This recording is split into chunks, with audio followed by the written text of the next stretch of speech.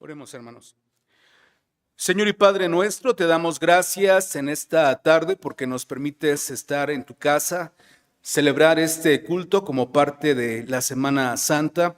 Te pedimos que perdones nuestras faltas y a través de Cristo escuches, Padre, esta oración en la cual te rogamos que tú seas con nosotros en este mensaje, que toque nuestro corazón y que todos podamos estar seguros, estar convencidos de que nuestro Señor Jesucristo es la verdad y de esta manera podamos depositar toda nuestra confianza en Él. Señor nuestro, gracias por este tiempo. Mantén nuestro corazón atento, Padre, y permítenos disfrutar de estos momentos de estudio de tu palabra. Oramos, bendito Dios, en el nombre de Cristo, nuestro Salvador. Amén. Amados hermanos, como hemos escuchado, este mensaje tiene como título Jesús en la historia. Y quiero invitarlos a que vayamos al Evangelio de Mateo en su capítulo 1, Mateo capítulo 1, el versículo 17, que dice así. San Mateo capítulo 1, el versículo 17 dice de la manera siguiente. De manera que todas las generaciones, desde Abraham hasta David, son 14 generaciones. Y desde David hasta la transmigración de Babilonia, 14 generaciones. Y desde la transmigración de Babilonia hasta Cristo, 14 generaciones. Hace como 20 años, hermanos, en un funeral, tuve la bendición de conocer a un hermano pastor avanzado en años, un anciano. Después de terminar el culto, se acercó, se presentó conmigo y yo le dije, pues no tenía el gusto de conocerlo, pero me alegra saber de usted. Y él me explicó dónde había estudiado, quiénes eran sus compañeros, y cuando se despidió de su servidor, hermanos, me dio un consejo. El hermano me dijo, sobre todas las cosas, debes permanecer firme en la fe de Cristo. Debes permanecer firme en la fe de Cristo. Y agregó, porque fíjate, hace poco visité a un compañero, el pastor de tal iglesia. No digo nombres para, pues, que no dejemos en mal a alguien, pero me mencionó a qué hermano él había visitado y me dijo este pastor, pues pasamos una tarde muy amena, platicamos y toda la cosa, pero dentro de lo que hablamos, aquel compañero me dijo algo que me dejó mal, porque este hermano me dijo, a veces me pregunto si será verdad todo lo que predicamos. Y yo dije, ¿cómo puede ser posible? A estas alturas, cuando ya estamos de salida en el ministerio, que ese pastor me salga con esto de que me pregunto si será verdad lo que predicamos. El escritor y pastor John MacArthur, hermanos, dice que en el seminario aprendió la materia de la apologética, que significa hacer defensa de la fe. Y le enseñaron que hay que mostrar al mundo la verdad del evangelio. Pero en su experiencia como pastor ha encontrado que el campo más fuerte de apologética no es entre los inconversos, sino entre los evangélicos. Es decir, dentro de aquellos que se dicen ser cristianos, hay dudas, hay controversias, hay gente que dice, pues, ¿quién sabe si esto sea real, si esto sea verdad? Y por eso es importante, hermanos, lo que aquel pastor me decía: permanece firme en la fe de Cristo. El propósito de la temática de esta Semana Santa, hermanos, es que seamos confirmados en la fe de nuestro Señor. Y hoy vamos a tocar este tema: Jesús en la historia. ¿Es Cristo nuestro Salvador, hermanos, un personaje real? ¿Podemos comprobar que Él en verdad estuvo aquí en la tierra y que hizo todas las cosas que encontramos en la palabra de Dios?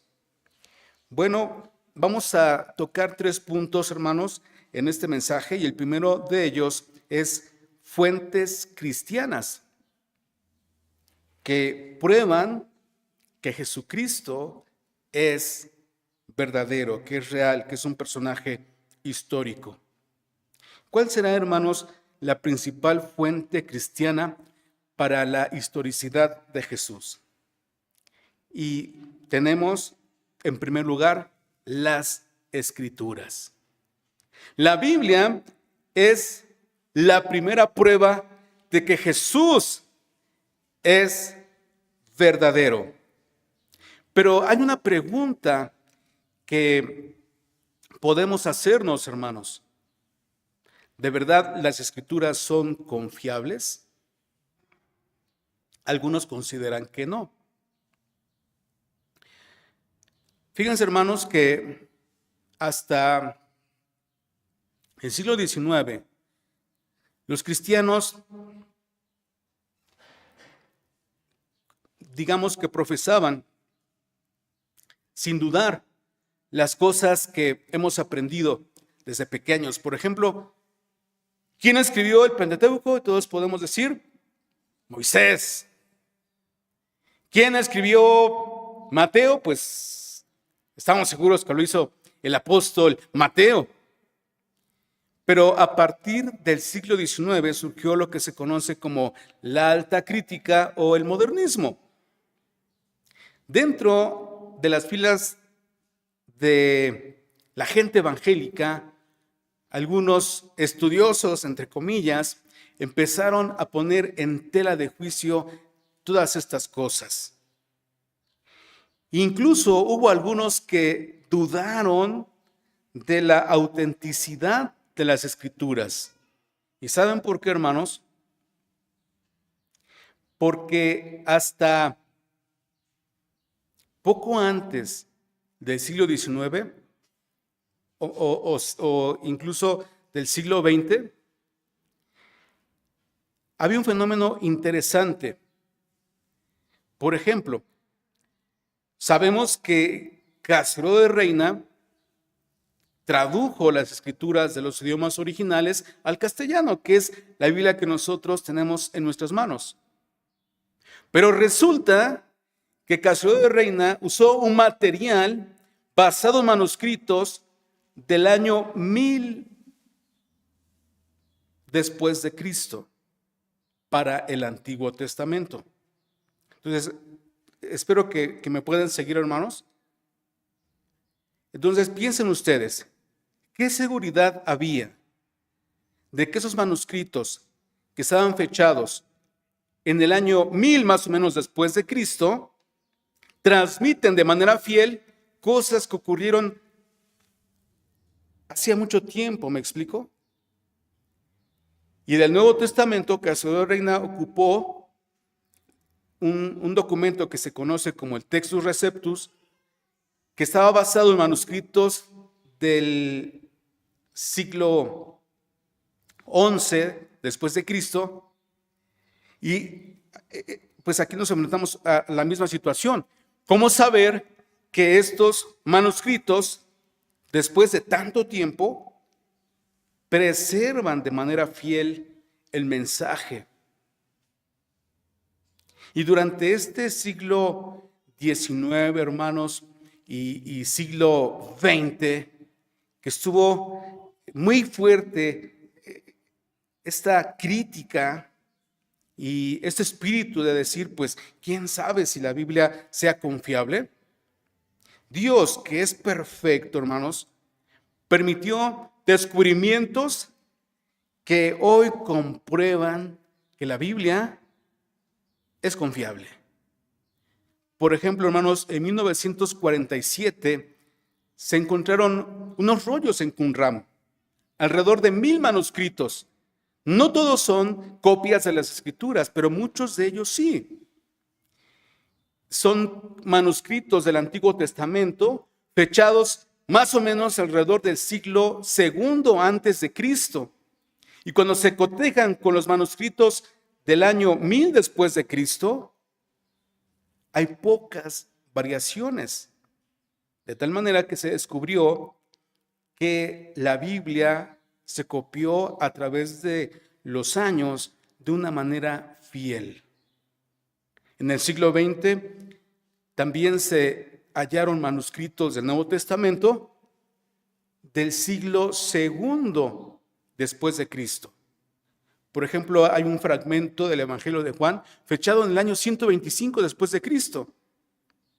Y cuando se compara con las copias posteriores, hay pocas variantes, de manera que se ha comprobado que el Nuevo Testamento también se copió de manera fiel. Ahora, estas diferencias, hermanos, son naturales. Como dice un hermano biblista, antes de la imprenta, ningún libro es igual a otro. Y esto es obvio, ¿estamos de acuerdo? Incluso aunque una copia fuera hecha por el mismo escriba, no iba a ser igual. Así es que, hermanos, el Nuevo Testamento que nos habla de Cristo es confiable. No hay otro documento, otra obra como el Nuevo Testamento en todo el mundo, hermanos. Porque, por ejemplo, solo el Nuevo Testamento tiene más de 5000 manuscritos cercanos a los originales. No se conocen los originales de la Biblia, pero hay miles de copias cercanas a los originales solo del Nuevo Testamento. De esta manera, hermanos, encontramos en Mateo 1 que el evangelista registra la genealogía del Señor Jesús. Y esta es precisa. Y nos hace un recuento de las generaciones desde Abraham hasta Cristo. Y cuando se coteja esto con los datos históricos, es congruente. De manera, hermanos, que no hay duda.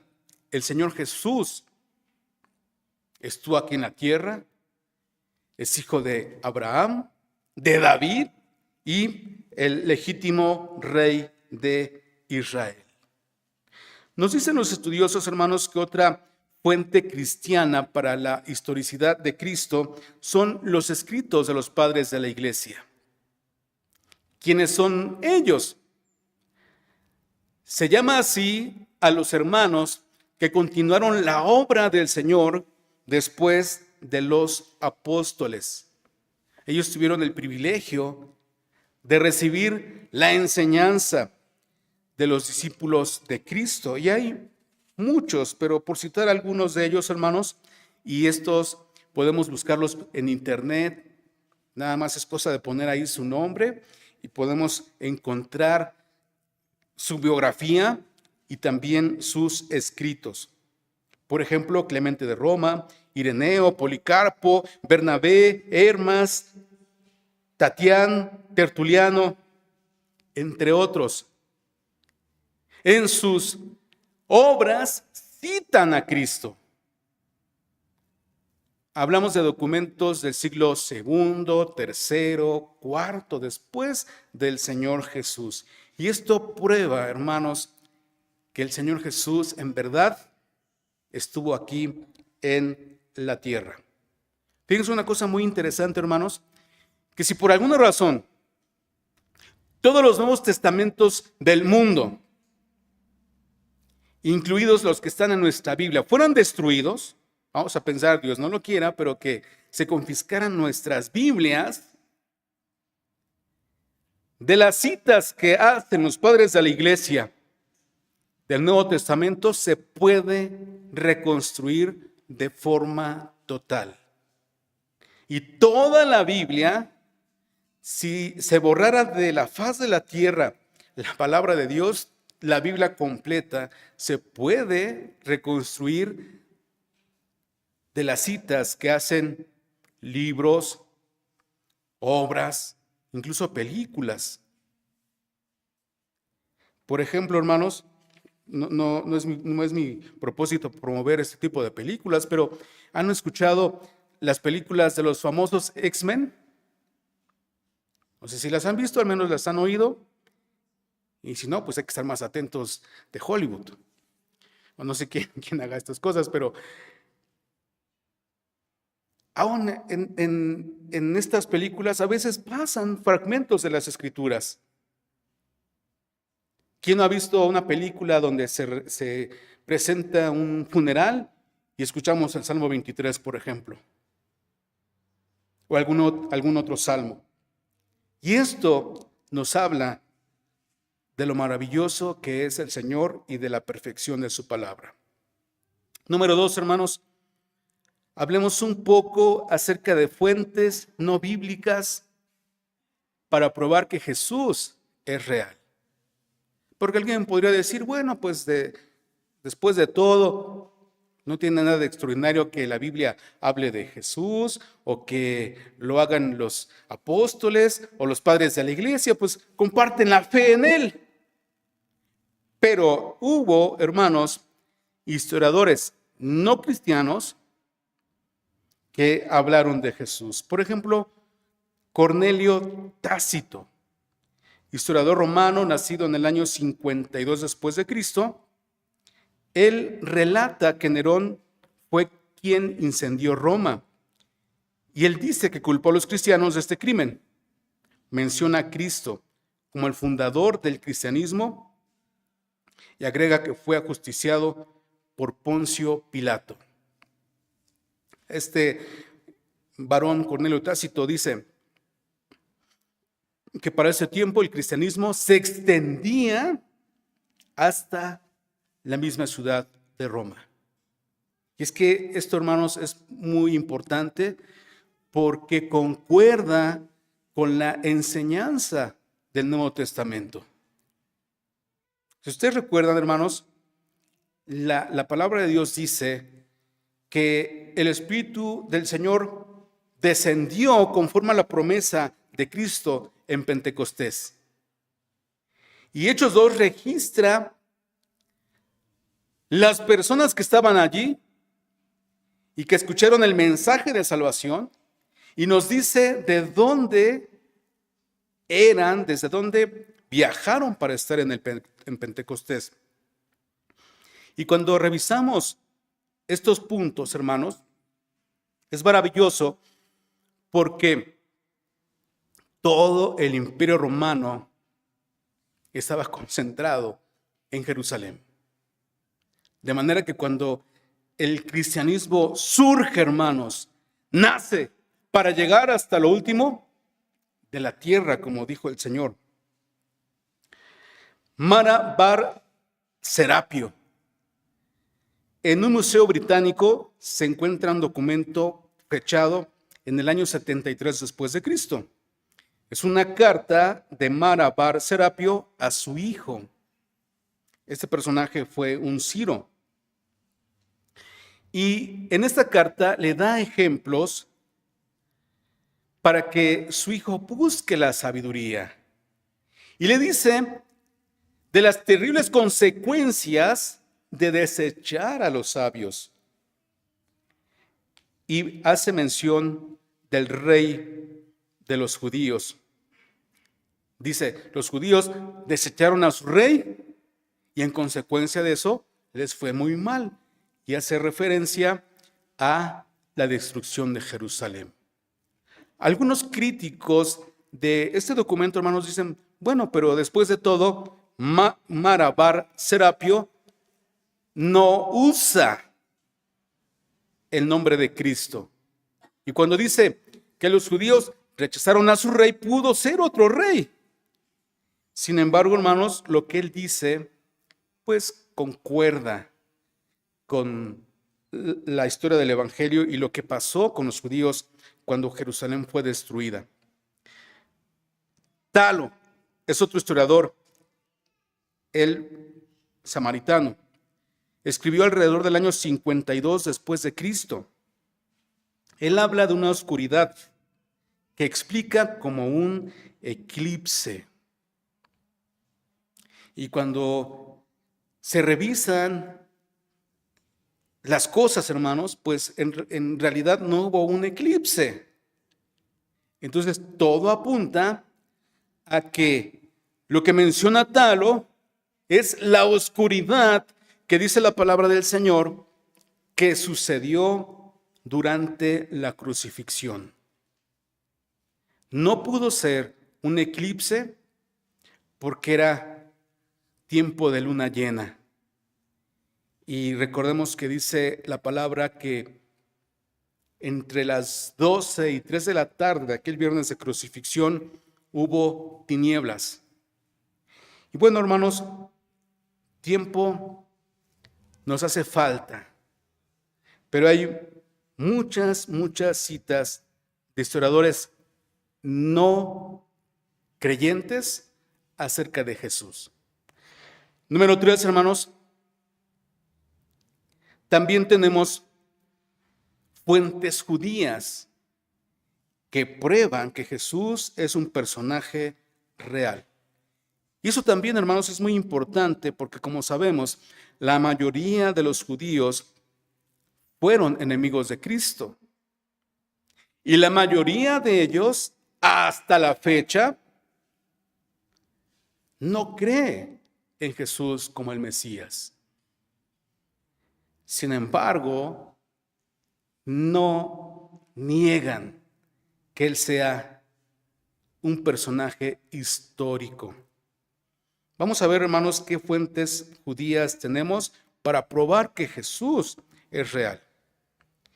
Primero mencionaremos a Flavio Josefo, historiador judío.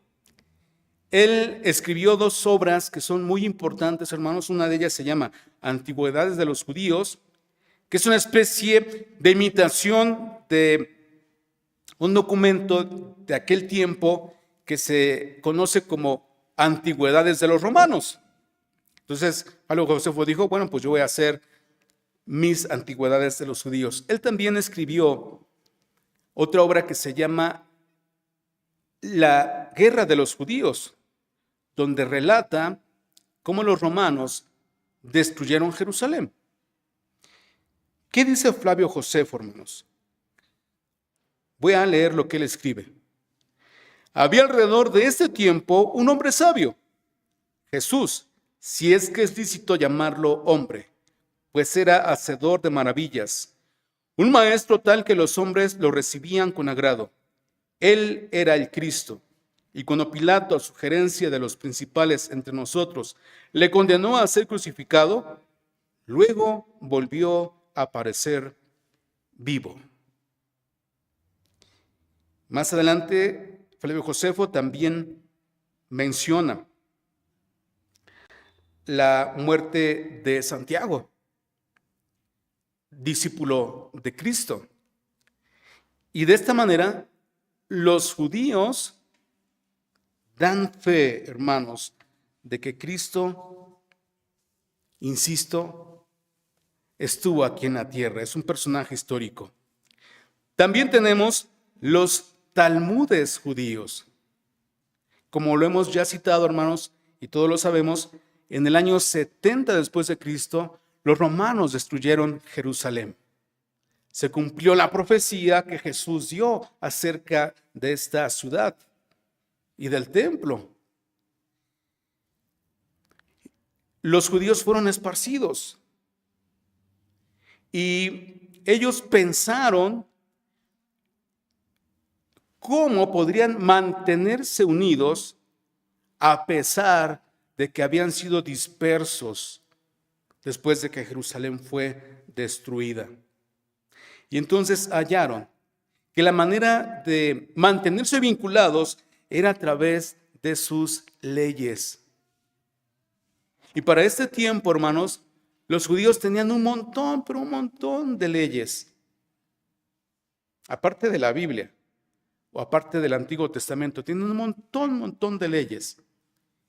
Cristo dijo que incluso ellos quebrantaban la ley del Señor por guardar sus leyes. A estas leyes se les conocía como tradiciones porque se transmitían de manera oral de generación en generación. Y entonces los judíos, al darse cuenta que era la manera como ellos podían estar vinculados, comenzaron a poner por escrito sus tradiciones o sus leyes, y así nació el Talmud. Esta palabra significa enseñanza. Alguna vez, hermanos, yo dije, pues me voy a esforzar y voy a leer el Talmud. Pues como para conocer un poquito más qué profesaban o qué decían los judíos en aquel tiempo. Sí, cómo no. ¿Saben, hermanos? Es toda una biblioteca. Si no leo mi Biblia, pues menos el Talmud. Es decir, si leer la Biblia es a veces pesado, pues ya parece que vamos a leer el Talmud. Uno necesitaría dedicarse a eso, hermanos, como muchos judíos lo hacen. Ahora, sabemos muchas cosas, hermanos, gracias al Talmud. Les he explicado a los hermanos en la iglesia que una cosa interesante de la Pascua y de la institución de la Cena del Señor es que la Biblia no dice qué tomar. Una vez unos hermanos discutían, no, pues es que la Biblia dice que vino y debe ser vino. Alguien me decía, ¿verdad, pastor, que debe ser vino, pero no un vino fermentado? ¿Por qué hay un vino que no es fermentado? Porque así lo dice la Biblia. Y yo le dije, bueno, en realidad la Biblia no usa la palabra vino. Si leemos con cuidado, por ejemplo, de la Pascua, dice qué comer, con qué acompañar el cordero, cómo tenían que estar vestidos, que el padre tenía que enseñar el significado de esta ceremonia a los hijos. Y dice todo, pero no menciona qué tomar.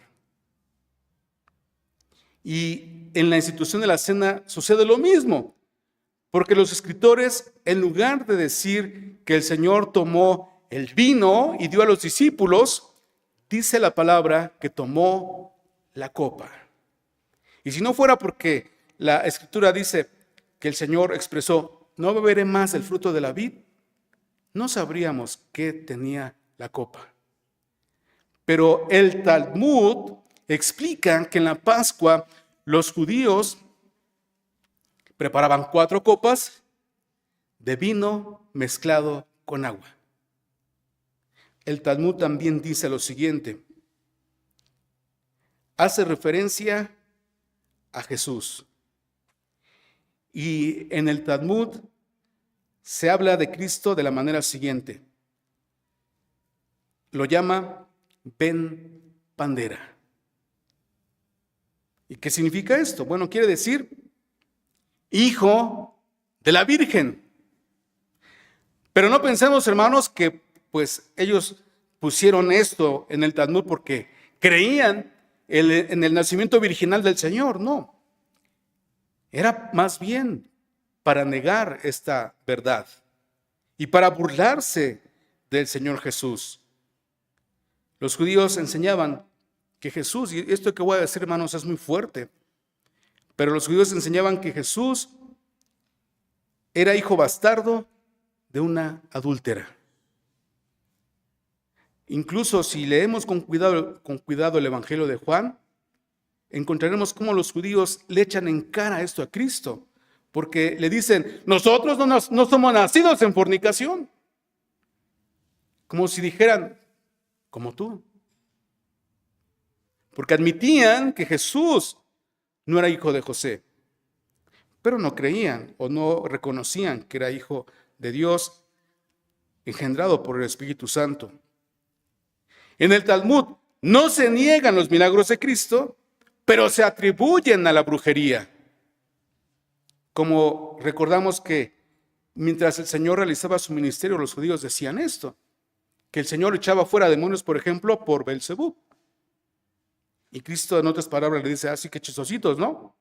Porque ustedes enseñan que sus hijos echan fuera demonios en el Espíritu, y entonces, ¿por qué yo no puedo echarlos en el Espíritu?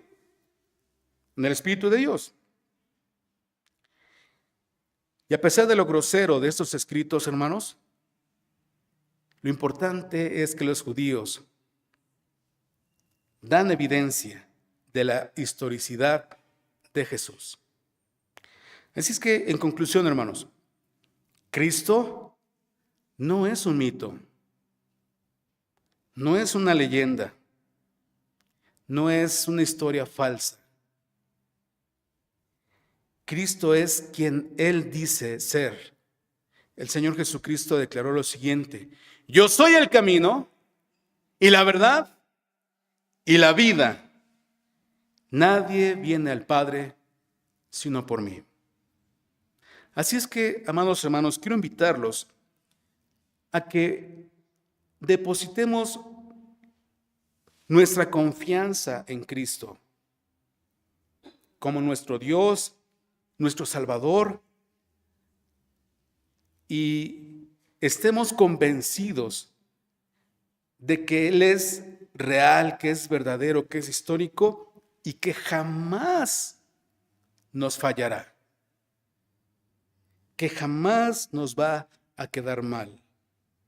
Ningún creyente, hermanos, que ha puesto su fe en Jesucristo ha sido defraudado por Él.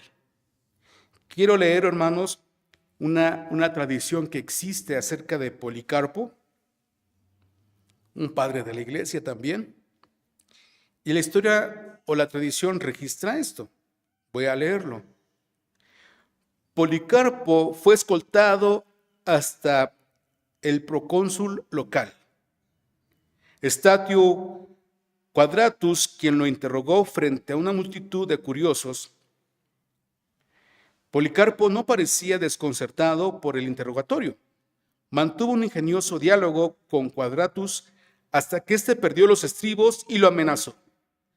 Policarpo solo le dijo a Quadratus que mientras el fuego del procónsul dura solo un poco, el fuego del juicio reservado para los impíos no se podía apagar. Policarpo concluyó: ¿pero por qué te demoras? Ven, haz lo que quieras. De nuevo Quadratus le insistió diciéndole que si juraba por el emperador y maldecía a Cristo, quedaría libre.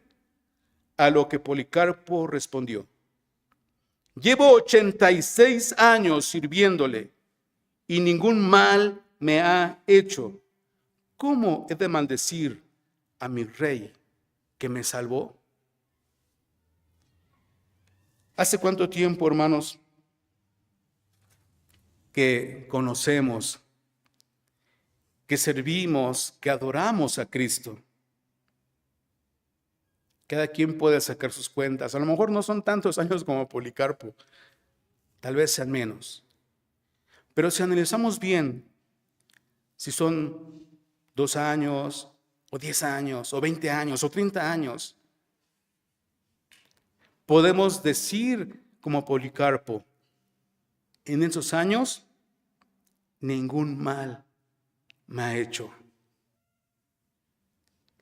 ni tampoco nos ha fallado, ni defraudado, porque Él es verdadero, Él es real. Y podemos estar convencidos, hermanos, de que cuando seamos llamados a la presencia de Dios, sí o sí, entraremos a aquella morada que Cristo fue a preparar para nosotros, porque Él es la verdad.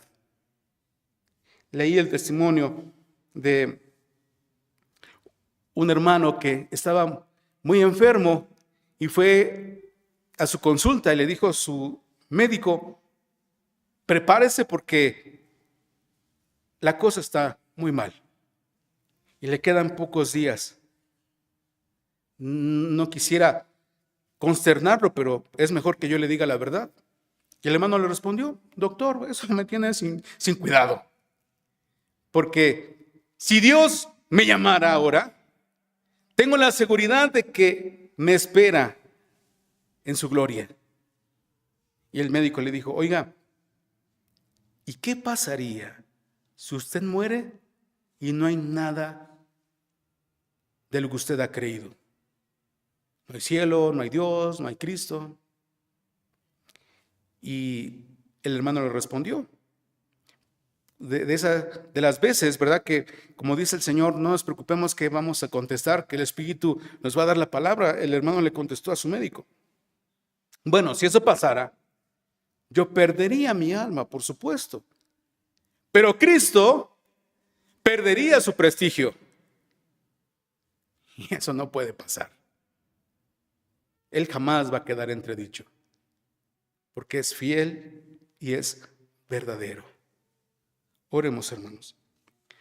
Señor y Padre, te damos las gracias en esta hora porque tú nos permites considerar algunos puntos. Es lamentable, Señor, que muchas veces la apologética se tenga que hacer no ante los inconversos, sino ante el mismo pueblo evangélico. Aquellos críticos, modernistas, posmodernistas, que niegan muchas cosas. Pero, Señor, te rogamos que tú bendigas nuestra vida, aumentes nuestra fe, para que nosotros podamos ser firmes en la fe en Cristo Jesús.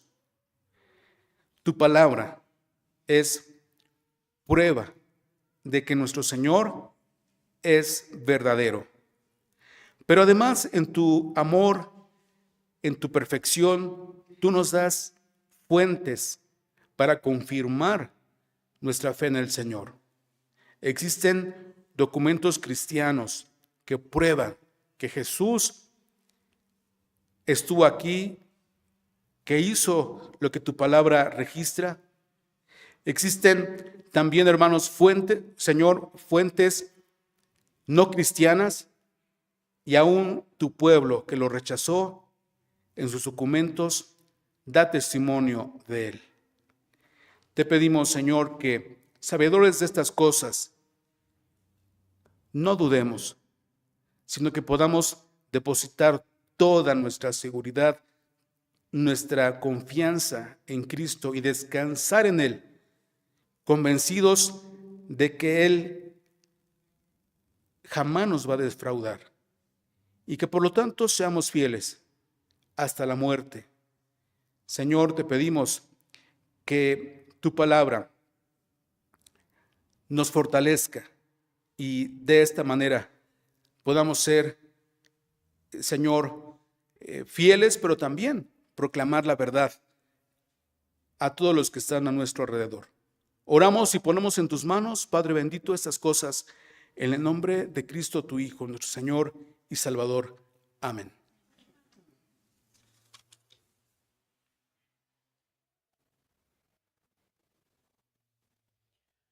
Gracias damos, hermanos, porque nos concede